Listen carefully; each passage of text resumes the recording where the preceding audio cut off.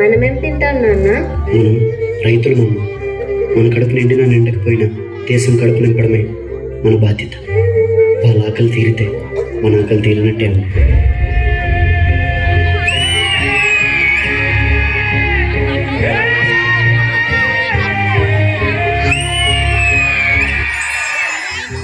దేవుడు మనకు ప్రాణం పోస్తే మన ప్రాణాలను నిలపడం కోసం అహర్నిశలు సేవా తత్పరులే మన వైద్యులే తెలుపు రంగుకు నిదర్శనం.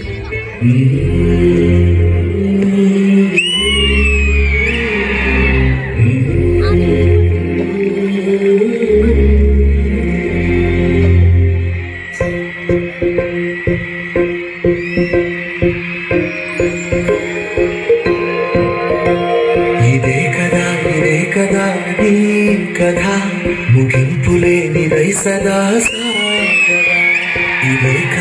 ఇదే కదా నీ కథ ముగింపులేనిదై సదా సాగదా. నీ కంటి రెప్పలంచున మనస్సు నిండి పొంగిన ఓ నీటి బిందువే కదా వెతుకుతున్న సంపద. ఒక్కొక్క జ్ఞాపకానికి 100 ఏళ్ల ఆయువుందిగా. డాక్టర్, తన కంటి వ్యాధి ఉంది, తనను ముట్టుకోకండి. సార్ నన్ను ముట్టుకోకండి సార్, మళ్ళీ నా వ్యాధి మీకు వచ్చేస్తుంది. ఇంకెన్ని ముందు వేచనో అవన్నీ వెతుకుతూ వైద్యం అంటే ఒక వృత్తిగా కాకుండా మనుషులను బ్రతికించే ఒక మహాశక్తిగా ప్రజలకు సేవ చేసేవాడే వైద్యుడు.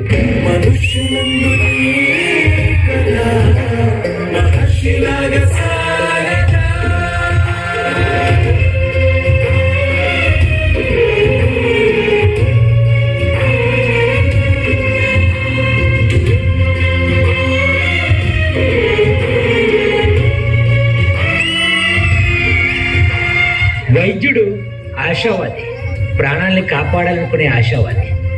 వైద్యుడు స్వార్థపరుడు, శ్వాసను నిలబెట్టాలనుకునే స్వార్థపరుడు. స్వార్థమెంత గొప్పదో ఈ పదము రుజువు కట్టదా. సిరాలు లక్ష అక్షరాలు రాయదా. నిసీధి ఎంత చిన్నదో నీ కంటి చూపు చెప్పదా. నీలోని వెలుగు పంచగా విశాల నింగి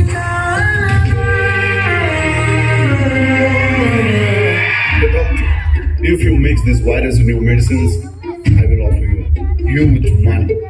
రే, నీకు ఎలా కనిపిస్తుందనరా? మా దేశంలో ప్రతి వైద్యుడిని ఒక దేవుళ్ళ చూస్తారు.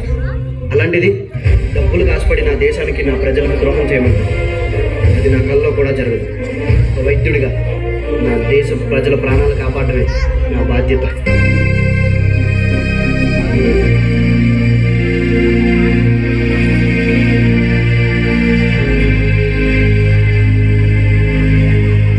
మన దేశ భద్రత కోసం కులమత ప్రాంతాలకు అతీతంగా భారతీయులంతా ఒకే కుటుంబకులని దేశ రక్షణ కోసం దేహాన్ని అడ్డుపెడుతున్న జవాన్లకి ఆ సాఫ్రాన్ రంగు నిదర్శనం.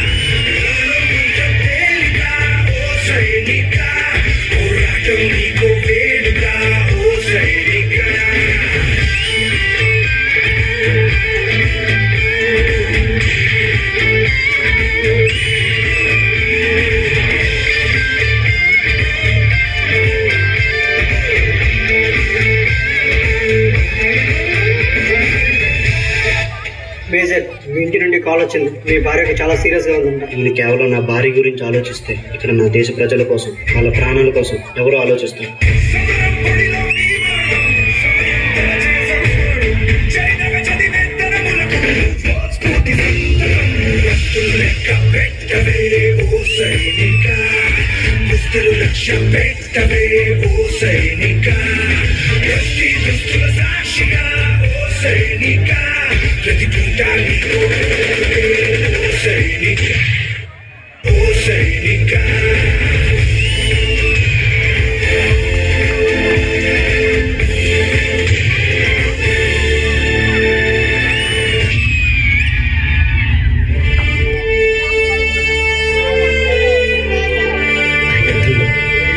కళ్ళు పోతుంది. అయినా ఈ కళ్ళు పోయే నాకు బాధగా లేదు. దేశాన్ని కాపాడనన్న గర్వం నాలో ఉంది.